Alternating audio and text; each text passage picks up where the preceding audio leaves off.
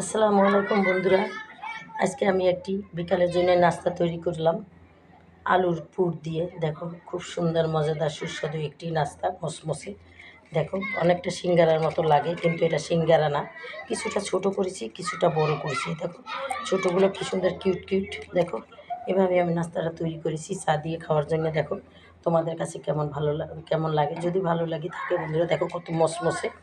যদি ভালো লাগে থাকে তাহলে অবশ্যই আমাকে একটা লাইক দিবে, আর আমার চ্যানেলটাকে সাবস্ক্রাইব করে দেবে, আর দয়া করে একটু শেয়ার করে দেবে। তাহলে আমি আবার সুন্দর সুন্দর ভিডিও নিয়ে আসতে পারবো। তাহলে রাখি বন্ধুরা, আসসালামু আলাইকুম, খুদা হাফেজ।